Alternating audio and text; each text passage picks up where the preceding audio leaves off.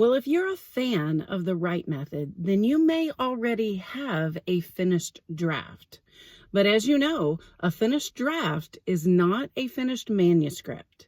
So I am currently at this short-term rental to edit the sequel to the book Right. I'm calling it Edit, and it's all about how to edit your book. And I'm going to be editing the edit book while I'm here. So I thought I'd bring you along for the journey and let you see how I do it.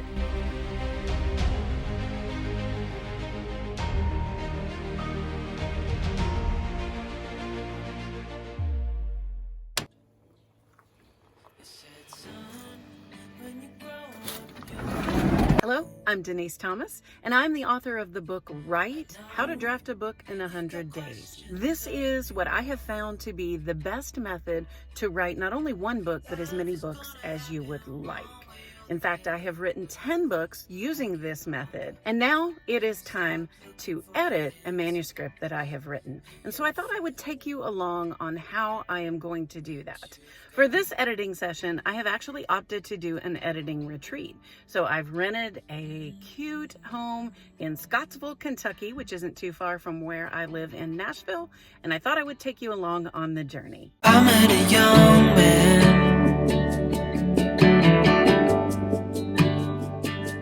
searching for glory.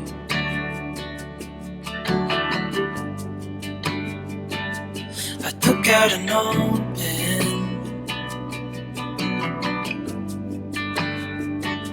and wrote in my story.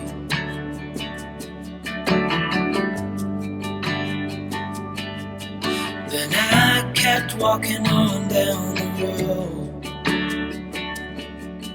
When your time is up, it's time to go.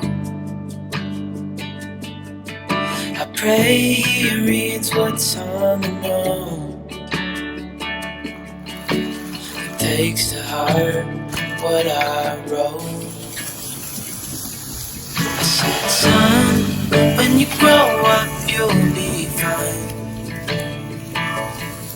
I know you've got questions on your mind. Life is gonna happen one way or the other, whether you like it or not. Stop looking for the answers, and you'll find what you've got. When you grow up, you'll be fine. I know you've got questions on your mind. Life is gonna happen. So I thought I'd bring you along on the journey so you could see what it looks like.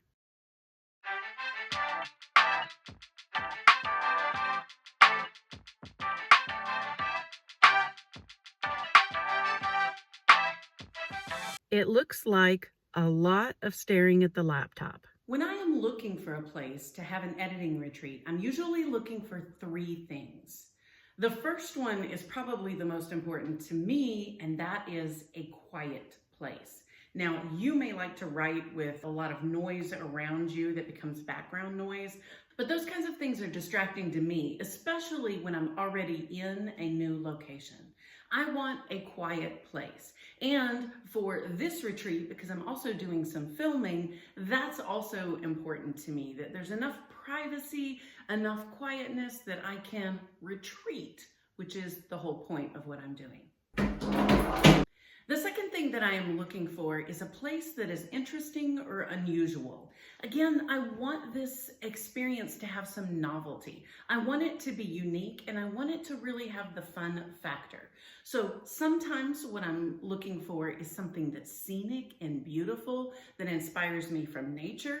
In this place, the reason we picked it is because of the architecture of it. I had never stayed in an A-frame house, so this was a new experience for me and one that was really appealing to my son, who I brought along for the trip.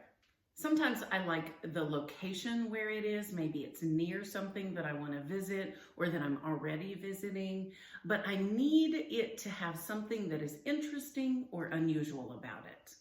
And the third thing that I'm looking for is multiple workspaces. Now, it doesn't have to be a traditional desk, a traditional working space. I mean, this dining room table counts as a workspace, But I also may write on the bed or on the couch or in an unusual space, and sometimes I even write outside. So those are the three things that I am most looking for. But if I'm honest, an additional criteria that's really important to me is cost. So some things that I've found that often help with that is that by not going too far from home, I don't have additional travel expenses. And there are lots of options within an hour of where I live.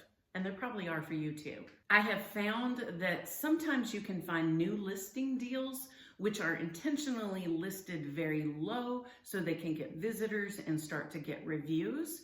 And I'm very aware that those reviews are extremely important to new listings, and so I like to be really generous with those. If you remember when I went to Florida, we paid like $42 a night to be at a beachside condo because it was a brand new listing, and it was also another criteria that helps with expenses. It was off season. So by going somewhere in an off season, it helps with it being quieter because there's less crowds, but also the cost is usually lower. So with just a little searching, you can usually find pretty cost-effective ways. And even a couple of days can be affordable. And then the third thing that I do to help it to be cost effective is that I may only stay for a couple of days. It doesn't need to be a week-long retreat, that I can get a lot of work done in 2 or maybe 3 days. I have even done just one single overnight stay. Some of the sites that you look at may also have rewards programs. And so if you do this every so often, you'll gather up some rewards. And if you remember the time that I went to Tennessee, I only stayed at that location for one night, and it only cost me $6 because I was using rewards points on that one. So those are some tips for a really affordable way to find a location that fits your needs. I also like a place with a kitchen so that I can bring my own groceries and not have to leave if I don't want to. I find it really convenient to have all of the dishes and all of the food that I need without having to worry about leaving to go to a restaurant, which also takes time. Of course, the downside to that is that there are also dishes to clean up before you leave. But I find that that is worth it for me to have the autonomy of staying in one location for the entirety of my stay if I choose. I think it's also important to have enough privacy so that if I'm doing a read aloud, I'm not disturbing anyone else. Now, when I go on an editing retreat, I like to bring one family member with me. It makes the travel time a lot more pleasant. It gives us connection time on the way. And so often I'm looking for a place that also has kind of a fun or unusual element in it that appeals to them. This particular place has a s'mores theme. They even provide a s'mores station and a fire pit. And so that is what we're gonna do tonight. It's also important to build in rest and relaxation.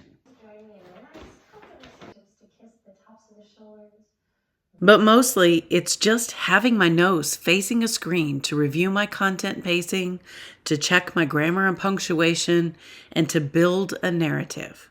I'm checking everything about the manuscript to polish it the best I can. I do that by editing it 5 different ways. So you may be like me and enjoy the writing process a lot more than the editing process.